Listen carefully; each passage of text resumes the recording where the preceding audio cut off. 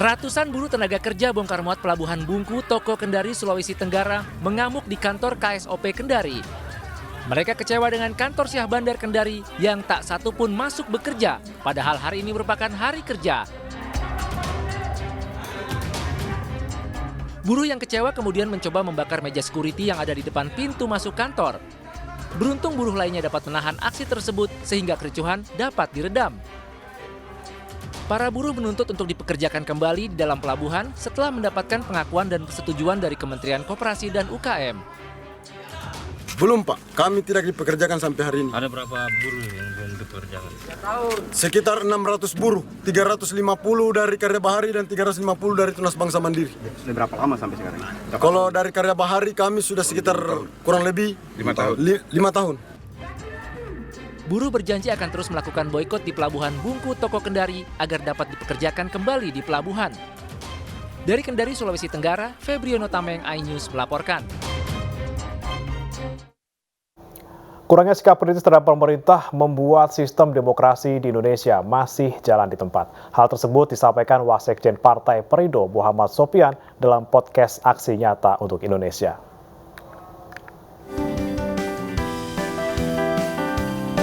Kritik yang konstruktif menjadi kontrol sosial dalam kehidupan berdemokrasi di Indonesia.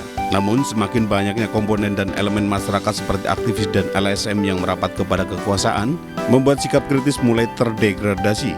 Sesungguhnya kan DPR itu kan perwakilan rakyat ya. Tentu jangan semena-mena dia mewakili, lalu kemudian tidak ada keran dibuka gitu pada publik.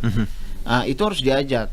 Banyak komponen-komponen elemen ya, kampus ya akademisi ya, LSM Ormas terutama ya, untuk bagaimana memberikan masukan sehingga hukum itu benar-benar sesuai dengan kemaslahatan rakyat Indonesia gitu. Dalam undang-undang, yang terpenting adalah kemaslahatan manusia. Undang-undang akan menjadi masalah bila tidak menghadirkan kemaslahatan bagi rakyat. Tim Liputan iNews melaporkan. Pemirsa, bila sebagian orang enggan bahkan takut untuk masuk ke dalam bangunan terbengkalai, nah ini seorang anak muda di Surabaya justru mencari nuansa mistis untuk ditelusuri. Berbekal senter dan juga telepon genggam, pengalaman eksplorasinya disiarkan setiap malam secara langsung lewat media sosial.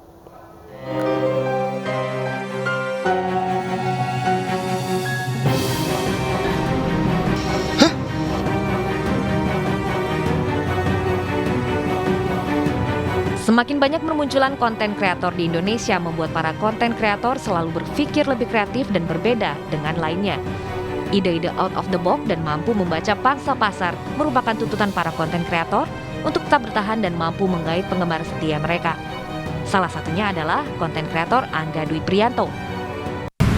Berawal dari hobi, sekarang menjadi kerjaan yang berpenghasilan di media sosial. Saya menyukai eksplorasi, karena di situ saya masukkan yang ada yang namanya komedi, penelusuran juga, pembuktian juga, ya semua tentang eksplor yang pasti. Kali ini Angga atau yang lebih dikenal dengan Cah Gemblung akan membawa kami ke sebuah bangunan tua di kawasan Banjar Sugihan, Surabaya Barat. Ini adalah tempat yang Mas Angga akan tuju untuk eksplorasi malam ini. Di belakang saya ini adalah gedung yang tampak terbengkalai. Dan sini kita akan tanya Mas Angga secara lanjut ya. Gedung apa sih ini sebenarnya? Mas Angga, ini sebenarnya dulu apa sih Mas gedung ini? Ini dulunya pabrik sosis. Pabrik sosis ya? Sama tempat jagal sapi. Oh, pemotongan hewan ya? Pemotongan hewan, ya? Benar. Oke. Kenapa nih Mas Angga bisa memilih tempat ini Mas untuk eksplorasi malam ini? Karena di sini banyak orang menuju ke sini. Karena mitosnya mungkin warga sekitar juga ngomong banyak gangguan-gangguan di sini. Makanya kita malam ini coba penelusuran, eksplor, ya. Sebelum masuk ke dalam pabrik, tim liputan mendapatkan arahan dari Angga tentang peralatan yang harus dibawa serta apa yang harus dilakukan selama penjelajahan. Oh, biasanya aku pakai ini. Senjatanya ada di sini nih, Kak. Ini ada beberapa senter ini. Ada senter khusus yang indoor.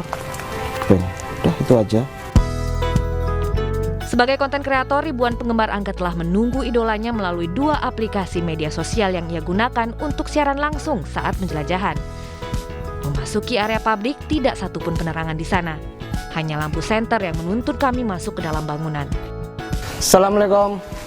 Tolong dong penghuni sini kasih interaksi. Kalau kau memang ada di sini, tolong kasih interaksi melalui apa saja. Yuk, itu suara kereta api, ya. Itu kode supaya kereta yang di TikTok ini turun. Syul. Saat beraksi, ribuan penonton di media sosial mulai menyirami Angga dengan gift atau pemberian yang bisa ditransfer menjadi uang. Gift semakin melimpah saat Angga menerima tantangan dari penonton seperti yang satu ini. Viewernya ada yang nantangin nggak, Mas? Ini kalau di sini tuh viewernya agak unik. Kenapa nih, Mas? Agak Biasanya kalau horor challenge-nya kan harusnya horor ya. Tapi ini enggak, challenge-nya disuruh joget di tempat horor.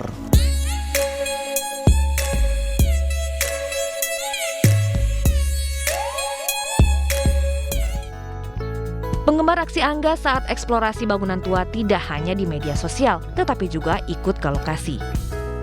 Jadi saya juga ya kok tertarik gitu. Jadi selalu mengikuti fans saya kayak Mbak Gemblung, istilahnya di akun Bigonya kan Mbak Gemblung gitu.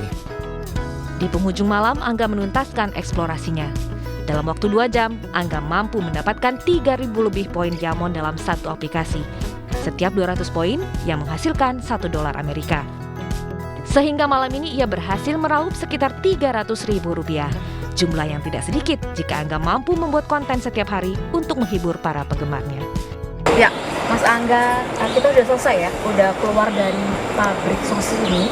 Terima kasih banyak sudah memberikan kami pengalaman eksplorasi di tempat-tempat yang seperti ini. Ya, pemirsa, demikian tadi perjalanan kami mengeksplor bekas pabrik sosis di area Banjar Sugihan Tanda Surabaya. Banyak sekali pengalaman-pengalaman yang kami alami di tempat ini. Demikian laporan kami, Maria Elizabeth dan Freddy Iswanto, iNews melaporkan.